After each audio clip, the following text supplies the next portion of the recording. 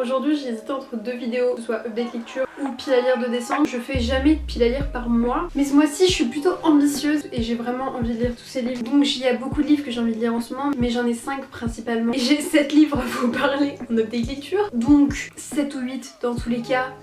Les vidéos TBR, c'est vraiment mes vidéos préférées à regarder, je sais pas pourquoi. Je pense que c'est parce que quand les gens mettent des livres dans leur pile à lire, c'est qu'ils ont vraiment très envie de les lire, donc du coup ils me transmettent l'envie de lire les livres. Mais du coup je me suis dit que comme c'est des vidéos que j'adorais regarder, autant en faire une. Je suis désolée pour la luminosité parce qu'il fait hyper gloomy et en fait il y a aucune lumière qui rentre dans ma chambre, ça fait 2 jours que c'est comme ça. Aujourd'hui je vais vous présenter les 5 livres que j'aimerais beaucoup lire ce mois de décembre. Je doute que ce soit vraiment le cas. Ce sera pas la défaite à la fin du mois si j'ai pas lu ces 5 livres, mais si je réussis à les lire ce serait vraiment super sympa. Mais étant donné qu'on est déjà le 3 là je crois, I don't know, we'll see. En vrai ça me paraît vraiment pas trop faisable parce que dedans il y a 3 grosses fantaisies qui je pense j'aurais besoin pour vraiment en profiter, avoir au moins 10 jours devant moi pour les lire. Donc si je lis déjà les 3 ça fait déjà un mois en entier. Donc voilà, c'est pas grave. Au moins je put out there mon attention et après on verra comment ça se passe. Donc le premier livre que j'aimerais beaucoup lire ce mois de décembre c'est Dark Dawn de Jay Kristoff, le tome 3 de Nevernight dont je vous parle énormément cette année sur ma chaîne. J'ai commencé à lire le tome 3 en juin je crois, sauf que j'y arrivais pas.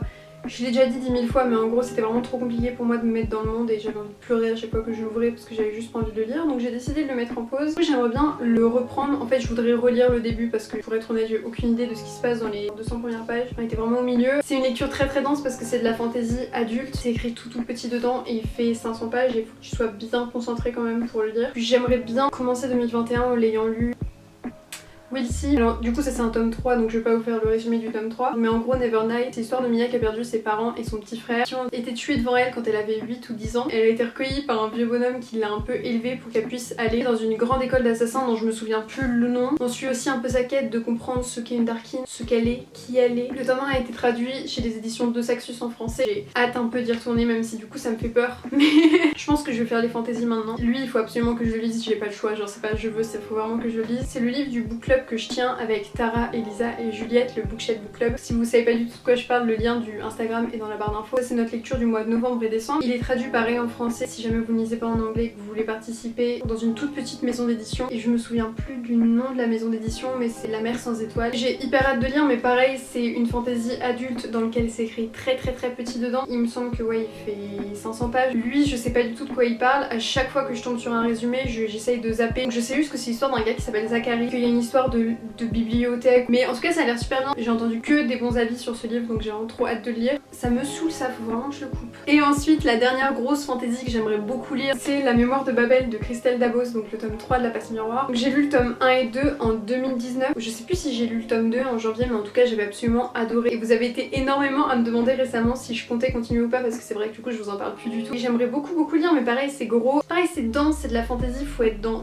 le monde quoi. Étonnamment j'ai encore tous les souvenirs du tome 2. J'espère que vous êtes contents au moins de le voir, genre que je mets l'intention de le lire. Après est-ce que je le lirai je ne sais pas mais I really want to at least. Et ensuite du coup on a 2 petites romances. Lui pareil il faut absolument que je le lise. Lui c'est sûr, c'est comme The Starless Seas, je suis obligée de le lire. Puis je vous en ai parlé hyper récemment et je vous en ai parlé l'année dernière. C'est My True Love Gave to Me de 12 auteurs il me semble. Donc ça fait depuis 2015 que je vais lire ce livre. Je l'ai mais que je l'ai toujours pas lu. Donc là il faudrait vraiment que je le lise pour Noël. Je pense que je vais le lire au niveau de la semaine de Noël. J'ai enfin hâte de le lire, ça fait putain de 5 ans donc c'est 12 petites histoires de Noël. En gros c'est un recueil de nouvelles. J'ai hâte de le lire, c'est tout ce que je peux vous dire dessus. Ça a l'air mignon. Et si je le lis pas, vraiment mais yell at me quoi. Genre je suis vraiment une cause perdue quoi. Si vraiment il faut que j'attende encore 2021 pour le lire, il y a vraiment un gros problème avec moi. Et le dernier livre, lui je le mets plus là parce que j'ai très envie de le lire en ce moment et que je l'imagine plus comme un livre de transition entre toutes ces fantaisies si je les lis toutes. C'est Get a Life Chloe Brown de Talia Hibbert, donc c'est la romance qui me donne le plus envie en ce moment. Vous savez si vous me suivez un peu que je suis pas la plus grande fan des romances. En fait c'est pas que je suis pas la plus grande fan des romances parce que quand je trouve une romance qui me plaît, elle me plaît énormément et je suis à 100% dedans. Mais c'est très compliqué pour moi de trouver une romance qui me plaît. Je suis vraiment hyper compliquée en romance et le truc c'est que je sais pas exactement ce que j'aime. Je sais ce que j'aime pas du tout.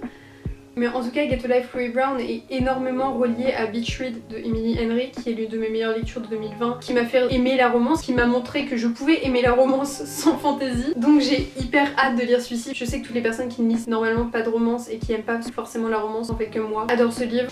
Voilà, j'adore, il est tout floppy.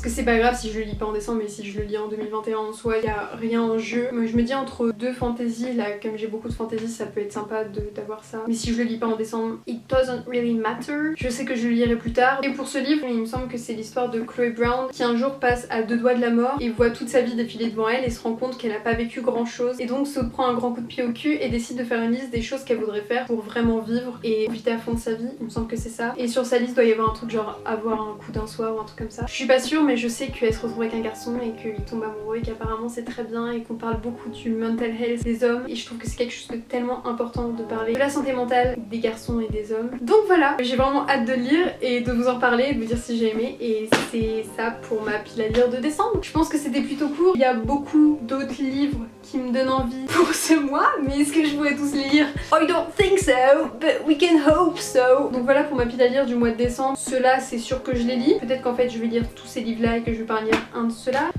Ce serait dommage quand même. J'espère que cette vidéo vous aura un minimum plu. Dites-moi ce que c'est votre pile à lire, là, les livres qu'il faut absolument que vous lisiez. Si vous avez regardé la vidéo jusqu'ici et que vous pensez pas que je suis capable de lire tous ces livres, mettez dans votre commentaire l'emoji comme ça là. Parce que je le mets H24 genre partout. Et si vous pensez que je peux y arriver, mettez un emoji sapin. Parce que cette année avec ma mère on peut pas avoir de sapin parce qu'on déménage. Mais du coup j'ai mis un petit sapin ici. Sur ce, je vous embrasse. À la prochaine!